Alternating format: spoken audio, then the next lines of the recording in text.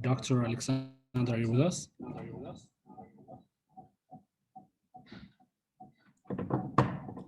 Yes, I'm here. Hey, Dr. Alexander, we're happy to have you. We're about to start right now. Just a few seconds. Hello. Hey. Sure. Yeah. I think I'll just keep my camera off to have a better connection.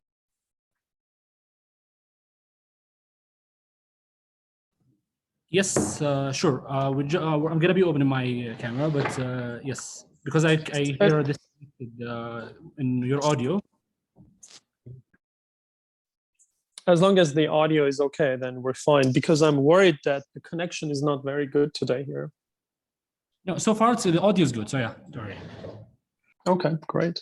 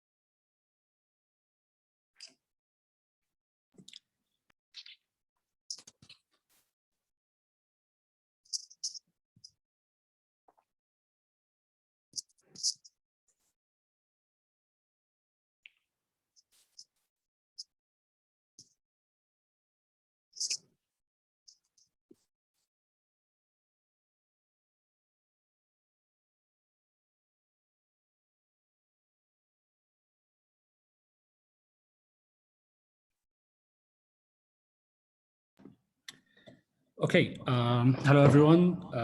This is moath and nujifan. We're happy to have you today with us in this session to celebrate the Day of Cultural Diversity. And we're going to be talking about that day and how that's very important for us from different culture and different background. Salam for cultural communication was built on the idea of bringing people together and make peace between people when it's come to cultural communication, and also learn about different culture and also introduce the Saudi culture for the world. It's very important that we understand in getting the idea of the background of culture and how culture affects people and how they act and how they relate to this idea. It's a very important day and also a very important topic to talk about. Before I pass on the mic to my colleague Abir Al-Saud to moderate this session, I would like to thank you all for joining us. I know it's a weekend and in the middle of the weekend, but I hope we're having a fulfilling session with our guest, Dr. Alexander Woodman. Abir, do you hear me?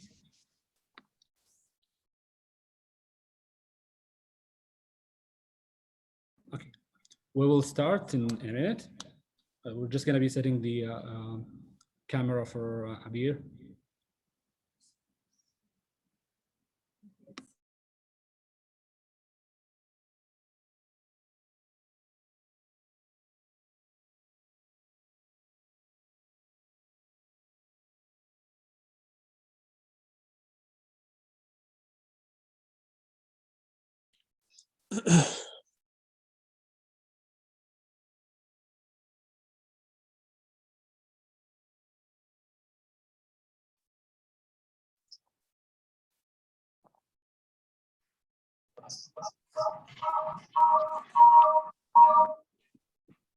Assalamu alaikum wa rahmatullahi wa barakatuh. Good evening, everyone.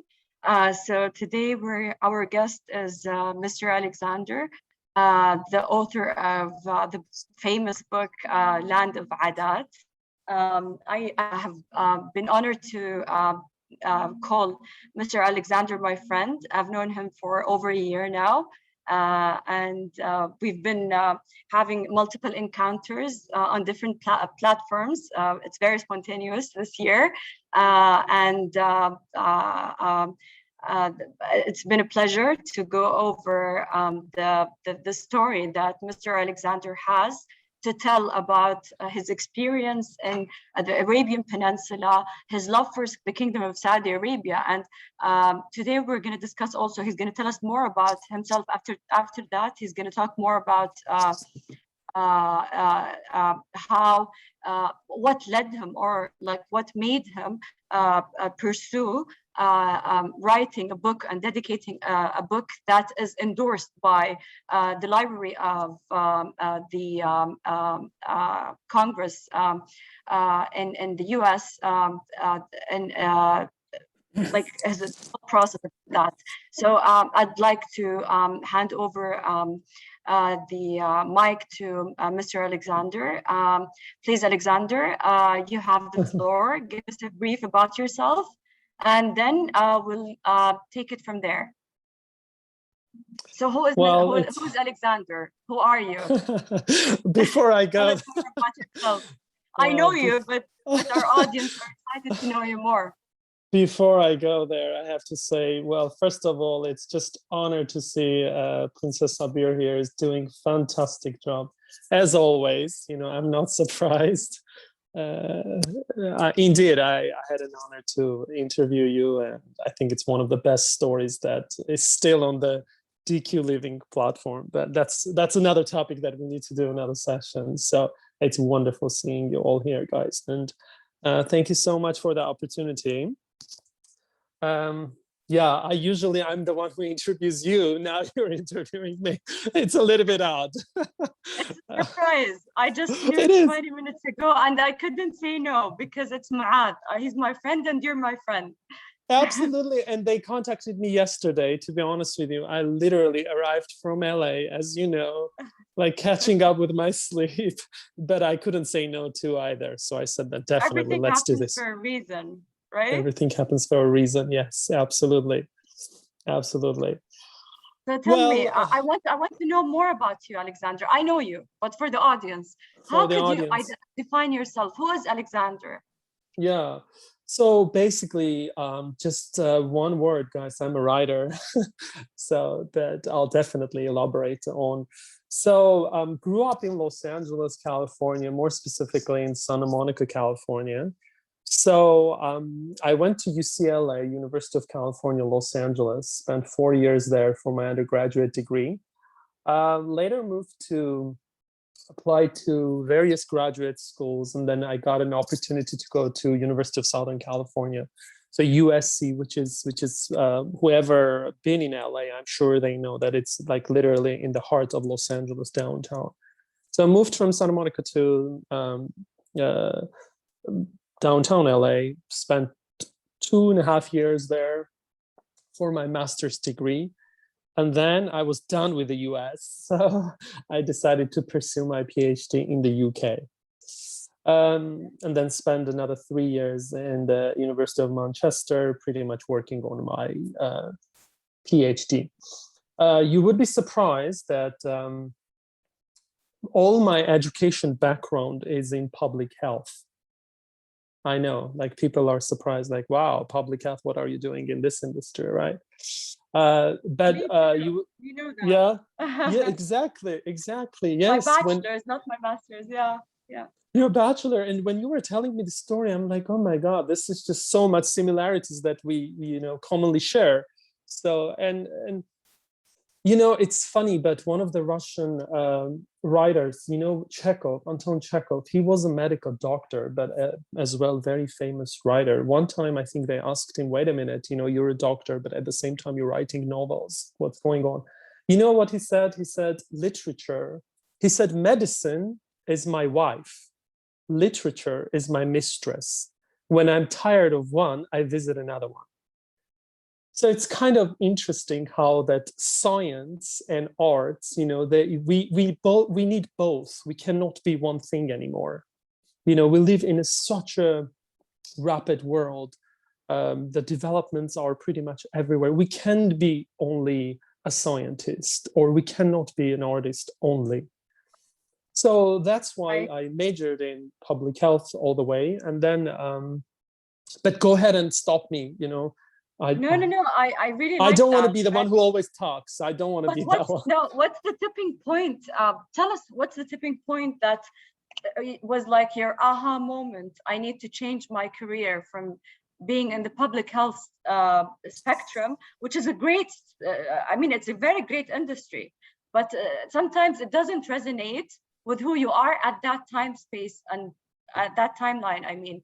So what was the tipping point where you decided to change your career from being working in the public health industry to somewhere else? What happened in your life? What was the portal? Well, all my courses that I took, public health is very much society, community oriented. And if you go down to a very bottom of any kind of illness, Sabir, you will see that the communication is the key. The socioeconomic status is the key to illnesses.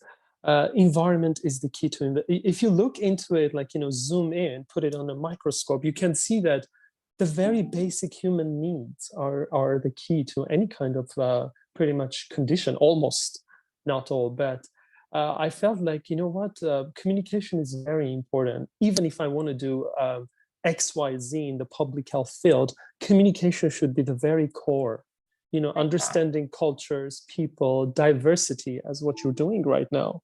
So all those things are basically the key points. And I said, and also I think writing and communication is more natural to me, like it was given to me. Maybe it's a gift. So, and I also enjoy writing. You're a very talented writer, by the way. To the audience who don't know you, I have to say that you're a very talented writer. Well, I'm in love with your writing, with your postings, that quotes that you're posting on your Instagram. I'm in love with those. They're so inspiring. So you too, Alexander. So I want to ask you, Alex.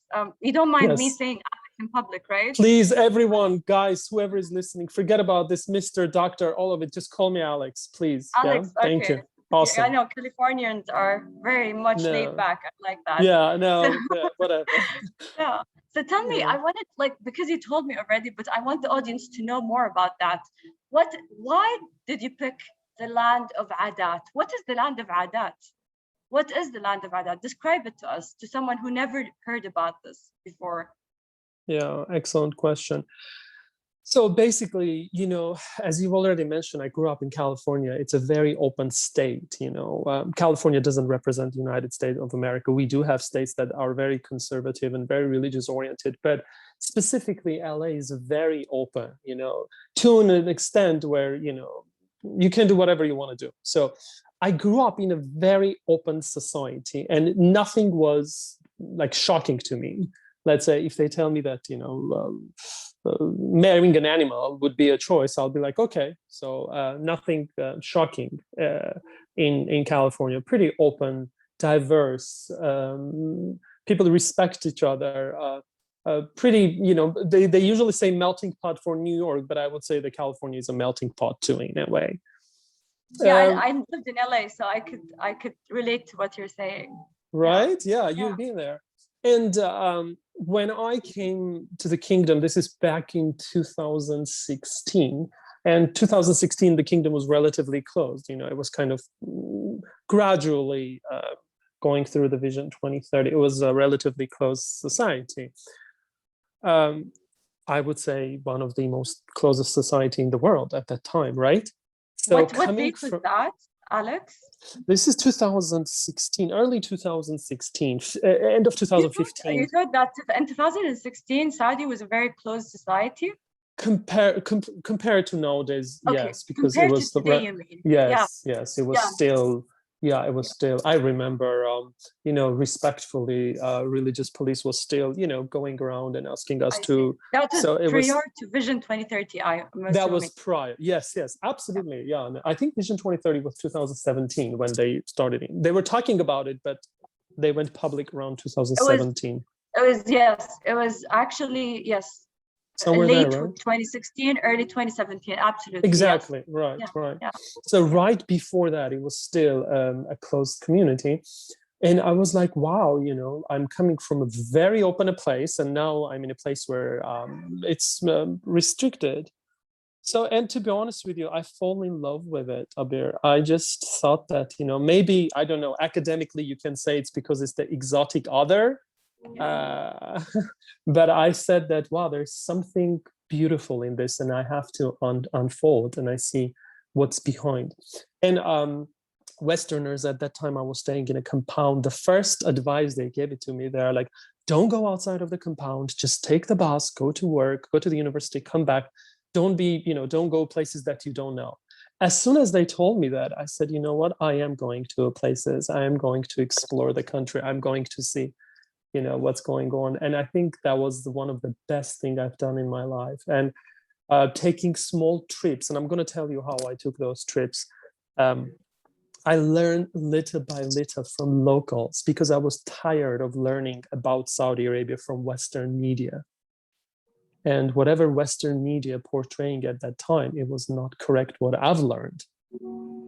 Which kind of Western media, which platforms did you use to learn more about Saudi Arabia at that time before knowing Saudi more?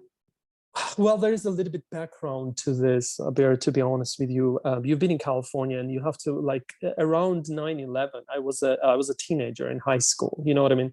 And the media was too much. When the US does... Islamophobia, maybe. Islamophobia was there. 9/11 conversation was like nonstop, all over the place, whether it was a Fox News, it was a CNN, pretty much all over. And listening that, you form an opinion. I was a teenager, I was very young. And when I came here, and again, there's some conversation, and again, not only Americans, but some Westerners, Europeans, they told me it's not a good idea to go outside of the compound. That was one of the tipping points when I said that, no, I have to explore because, I don't want to, mind is constructed. Our minds are usually constructed. Whatever information we're being sort of given, we construct, unfortunately. But when you are growing out of it and going outside of the box and trying to explore on your own and learn, it's a completely different picture. And I'm sure your experience in Vietnam says the same about Asians. So I'm sure you can comment on that. Interesting, really interesting. But why did you pick the word Adat? Do you speak Arabic, by the way? No, I don't. No, actually, that's a very good question. Well, first of all, I have to tell you that most of the trips that I've done, it was with my students. So I couldn't travel alone. I don't speak the language. And it was very difficult to go from place to place if you don't know a person. So it was during one of our journeys, one of my students introduced the word taqalid. So maybe I'm not pronouncing it right. Please correct me. Taqalid. No, it's right. correct. No. Right. And it was a discussion between Adat and taqalid. So, and somehow, I don't know why, but I felt that, Adat clicks easy and it's like, it sounds well. It sounds easy. I like Adat more than Taqalid. Really? Yeah. And they're similar. Do you know the difference between Adat and Taqalid? Can you tell me? I would love to hear your explanation. I'm not very good with linguistics, but from my own humble knowledge, I think the difference is that Taqalid is traditions. And Adat is the norms, the everyday norms. Adat is customs that you do every day. That's the Adat. But Taqalid is traditions, purely traditions. Adat is maybe 20% with traditions, and the rest would be like everyday customs, as you said. Yes, customs and behaviors and habits and all of it. Yeah. It's fascinating how words cannot be translated like equivalent in an equivalent way to other languages, like English, for example. Sometimes you can't translate the word like accurately. Yeah. Absolutely. And I think that's one of the reasons why I brought this word into the Western reading audience, because I don't want the West to know only few Arabic words. Like, if you say like hijab, everyone knows hijab. Like, I think it's turning into an English word, hijab, right? Where Adat, they were not aware, but I think doing this Instagram page that I'm doing and the talks and the articles that I'm doing, people are becoming familiar. I think that they're slowly, they will start using the term Adat as a custom, habit, behavior. So it will kind of summarize all of it in one word. There are a few Absolutely. Arabic words like, Sham, for example, when you're talking about Levant, when you're saying Sham, a lot of Americans understand that you're talking about Levant. But Adat, it's a new word. In a way, it's an introduction of a term as well. So I want to ask you, what was the first place you visited when you visited Saudi, like outside of Riyadh? Now, I'm not talking about the urban cities like Riyadh, Jeddah, Eastern Province. Like, I mean, what fascinated you about Saudi? What was the first city that you visited? Okay, well, I don't know how much I've told you about this or not, but I have to give you a little bit background how the chapters in the book, and you still need to get one copy. I know it's coming, it will come on your way. So my first chapter talks about Southern Province. So it goes down to pretty much Najran, that area, okay? Chapter 1 talks about Southern Province. Chapter 2 talks about Eastern Province, Sharqiya. Chapter 3 talks about Central Province. Chapter 4 talks about Northwestern Province. And then Chapter 5 talks about Western Province. So if you see that visual in the book, and I'm talking about this, I'm writing about this. So pretty much, usually people, when writers doing this kind of books, they start with the capital, they start from Riyadh and saying how great it is. But in my case, it's a little bit different because the book is a symbol of tawaf. I'm not a Muslim and I cannot go to Mecca. So instead of doing tawaf around Kaaba, I did tawaf around the country. That's a pilgrimage. So you did It's a pilgrimage in the country. Yes. Yeah? Yes. Or Exactly. you were rambling. Would you say you were rambling? No. It's exactly the concept. It's a concept so was of it a pilgrimage. UK style one or a Saudi one?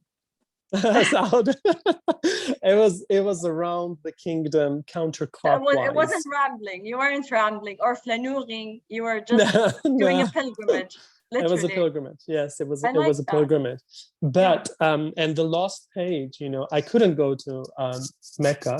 And I know a lot of Westerners nowadays, they go to do pictures, but I respected the religion. It says that non-Muslims shouldn't go, and I didn't go. And I asked one of my friends in Italy to paint Mecca. So an Italian artist painted Mecca. So, and I put it as a very last page. Is it that one? I think I've seen it. This one? It's beautiful. Love it. Yeah. You know who painted this one? Who did this? He's a Saudi. He's one of the most Saudi senior artists. His name is Dr. Ahmed Matir. And he's a royal artist. It's called the magnetism, this painting. Oh my goodness. Because it's like a magnet when you do the tawaf. It's beautiful. Yeah. It's fabulous. Wow. That's what I did. And it talks about it. Pretty much the whole book, the concept, it talks about it, how I went around with my students around the kingdom counterclockwise. Yeah. So, and that's why the chapters. So did you traverse? You didn't traverse. Yes. You just went. Just the counterclockwise. No, counterclockwise. Okay. Starting from Najran and all the way to the Western Province. Yeah. Got you. So some of my colleagues are asking me to ask you about what inspired you to write this book, but I'm assuming you already answered that. Your inspiration was the pilgrimage that you did around Saudi. That's very, very correct. Also, the people, Abir, I think that people are my genuine students, and I wanted to, usually the first day of lectures, there is an ice-breaking exercise we do. Just introduce yourself, your first name, last name, where you're from. And one of the questions that I asked my students, have you traveled and where have you traveled? All my students, like 30 people, they were saying, oh, I've been in Italy, I've been in LA, I've been here, I've been there. But none of them said that, I traveled my own country. For example, I went to Alula or I went to Ferasan Island. And that kind of inspired me, like, oh, there's something wrong in this classroom. I want them to explore their own country too. And that's what I did. How old were your students? 20, it was a second year of a university course. So I think 21, 22, somewhere there. Okay. Yeah. I see. But they were not, Go ahead.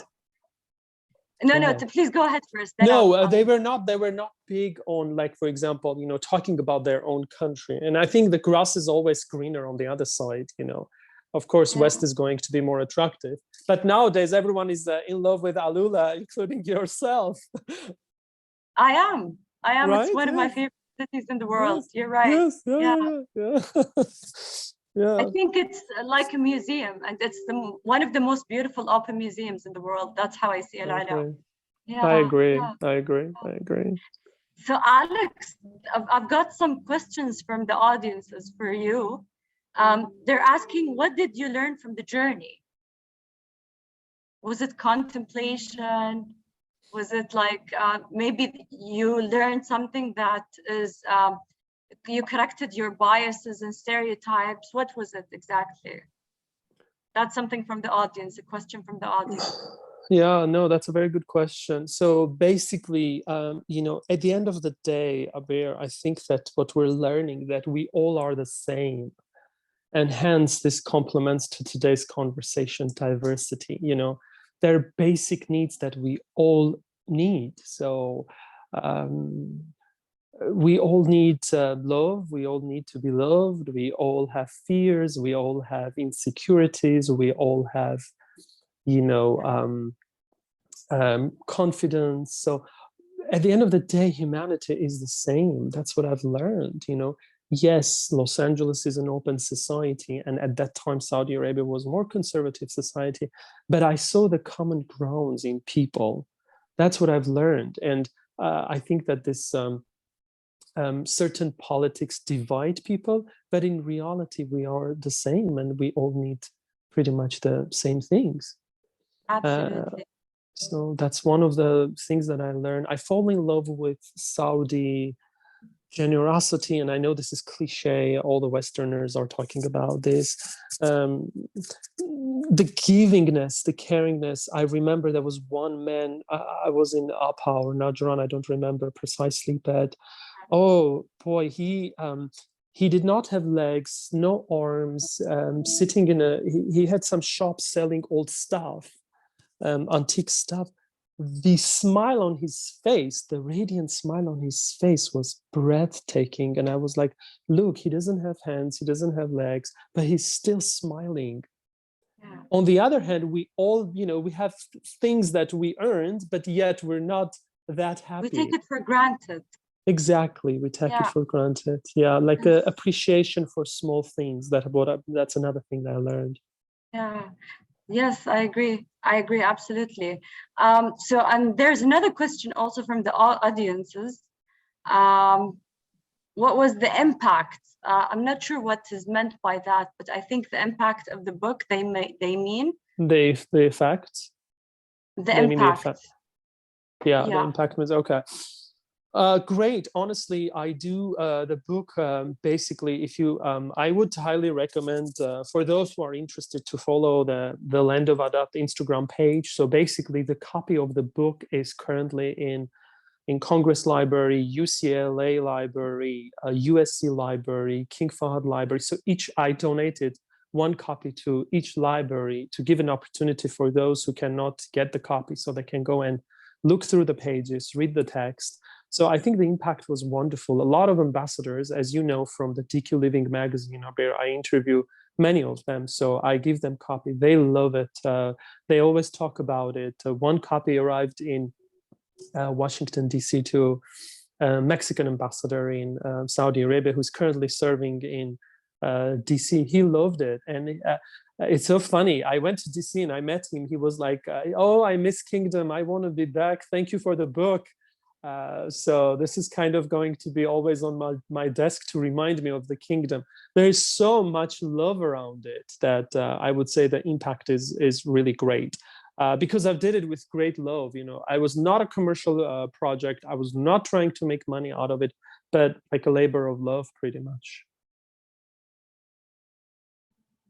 This is amazing. I'm gonna take over from my friend Abir for one question. Sure. I just want to ask you about the land of Adat and the idea that you're trying to show through the book. And since it's the International Day for Cultural Diversity, how do you think internal diversity and also international cultural diversity will affect the idea of Adat and how people get their background? So just to clarify the question more, it's our background that define us, who we are right now. So how we can use those adat and those, let's say, values to bring people together more than to divide them. Well, that's a very, very, very good question. And I think that, to be honest with you, when we're talking about diversity, I took a little bit notes around this, and I want to mention it. So basically, a genuine interest in neighboring nations deepen the understanding of unique cultures. The same respect brings together in valuing their creativity and unique pattern of artistic life. We are all different individually, yet we all connect on one to another in valuing our differences and pretty much what's different in the culture or language or literature. So I think the book, The Land of Adat, and I wish this can be in a real audience, not on Zoom, because it gives us opportunity to connect with I'm other just going to people. interrupt here, Dr. Hassan. Yeah. We already have shared the link on the chat for the people who want to know more about the book, The Land of Adat. Just continue. Yeah. Okay, great.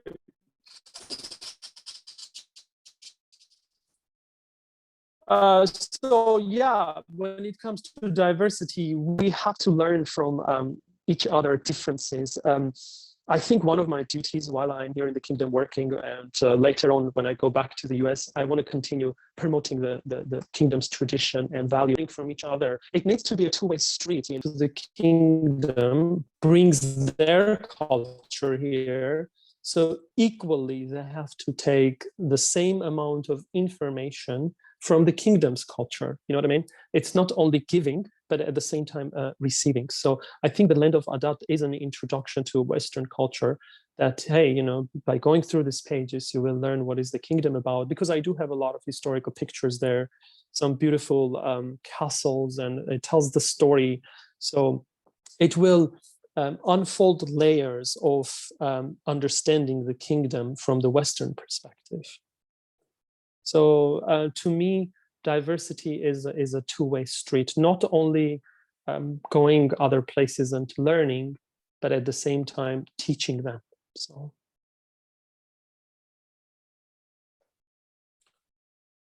And Alex, I'm going to give the floor, open the floor to the audience, to the listeners. If they have any questions, you can just raise your hand or type in the chat, please. Yeah, let's do that. Any questions? Yeah,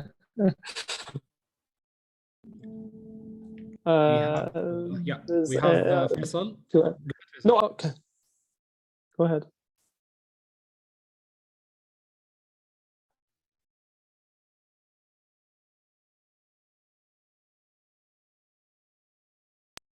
Thank you so much, Alex, for this.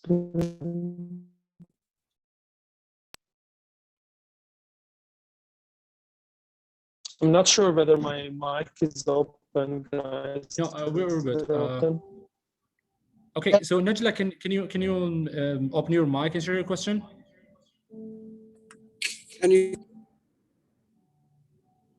My apologies. Yes, can you hear me? Yes, hi, Najla. Thank you so much, Mr. Alex, for this great session. We really learned a lot, and we saw how inspiring you were writing this book. My question is just out of curiosity. I just want to know, like, I know you've been to a lot of countries and you've experienced a lot of cultures. I want to know, what is the most interesting tradition that you have experienced? Whether it is a new or something that we already know. That's my question. In the kingdom, Najla, in the kingdom or in general? And in general. Okay. This is a very interesting question, guys. It also depends on when you're asking this question to a person. But I think Princess Sabir will agree with me. Respect towards elderly is something that I really, truly care about. And I have seen this in this country. Not that much in the West, unfortunately, and a lot of scholars are working on this. But I think one of the tradition that really empowers and inspires me is a respect towards elderly. That elderly people are not isolated, that young generation cares about elderly people, respects them, and values their existence. So I think, yeah, this will stay with me for a very long time, maybe the rest of my life, but I do have a sensitive spot towards elderly. So, and I have seen this in the kingdom, and I don't know, it's just mind-blowing. So the West has so much to learn from the kingdom and maybe the GCC in general, but it's truly amazing. So I do commend on that how younger generation in the kingdom respects their elderly. Great, that's great. I think we have Faisal. Faisal, do you hear us? Yes, I can hear you now. Yes, Sorry, go I ahead, have Faisal. a poor connection. I wasn't able to ask my question then. First off, thank you, Alexander, for your time. We appreciate you joining us today on this very important day. And your book is actually very interesting. My question is if you can pick one adah that you think is worth promoting, one adah that you noticed in Saudi and you think is worth promoting internationally, what would it be? Okay, so it's kind of it's a continuation of the previous question. So Yeah, I think previous apologies if question I couldn't. I'm sorry to interrupt. But I'll add to this. No, it's great. It's great. I will add to it. So the first one I said that respect towards elderly. The second one I would say valuing the family. I think family is a very important nucleus, a unit that unfortunately in a very rapidly growing world, societies, or families losing their values. So I think that we need to do everything possible to keep the family value. And so far, the kingdom is doing a terrific job in this, and that would be one of the Adat, prioritizing your family. That I would definitely take to the West and probably write about it and have lectures or seminars. How should we do that? Because there's a lot of things we have to, in the kingdom, we learn from the West and bring from the West, but hey, we also need to take certain things from the kingdom to the West. And number one would be, how they do that. They respect their elderly so well and great. Second one is pretty much how they value their families. So those two Adat that I would definitely recommend. So, Anud Al-Habel, I think you did raise your hand. You have a question. Please unmute yourself. Go ahead. Yes, Abir. I was asked. Thank you, Alexander. Yes, Salam, thank you. How was your experience traveling around Saudi Arabia? Thank you. That's it. Well, it was fabulous, to be honest with you. I think we drove from Sharqiya, from Khobar to all the way to Abha. It was 19 hours drive, and I loved it. The desert, the quietness. There was so much. I remember writing. If you guys take a look on my Instagram page, I always put cards there talking about the kingdom. Most of those writings are coming from the trips when we were like driving. Funny, half of my salary went to pretty much renting and paying for the dinners, but it was great. Yeah, that 19 hours journey from Khobar to all the way to Najran, we stopped in Abha, but down to Najran, was a fabulous trip. And I always ask my students, tell me about your favorite trip. And they're like, oh, when we were in Italy, when we were in the US. And then they asked me, what is your favorite trip? I said, when I drove from Khobar to all the way to Najran, and I fall in love with the roads and the silence of the desert. So they start laughing and being surprised. But definitely that was one of the beautiful trips. Ferasan Island is magnificent too, guys. If you have an opportunity, you should check it out. Does anyone else have any questions before we wrap up? You can raise your hand, unmute yourself, or type something in the chat. Okay, I'll give you 30 seconds before we wrap up. There is something else. I think the Salam, about Salam communication, the interfaith and intercultural dialogue. You guys are doing a terrific job. By the way, the Land of Adat has a documentary. I'll be more than happy is organizing, so you're more than welcome to share the link. It's a really nice story, how we traveled, what we did, beautifully filmed. I'll be more than happy to share with you. We will be happy to propose an idea for a movie night to a documentary in Salam. Yeah, I'll be more than happy to provide the link. I'll be more than happy to provide the link. Thank you so much. Of course. Okay. You're very welcome, Mohamed. Thank you. Yes, thank you, Alex, for your time, and thank you everyone for attending this very inspiring session. And we'll meet soon, inshallah. Thanks, Moath, also. Thank you so much for organizing. And Abir, thank you so much for doing a terrific job in all the fields. You're shining. Just for you, Alex. No, it's your radiancy that goes through the through the Zoom. Thank you, and we'll definitely be in touch. Of course, definitely. Thank you. Thanks, Thank you so much. guys. Have a wonderful weekend. Bye. Bye. Bye. Thank you, guys. Thank you so much. Bye.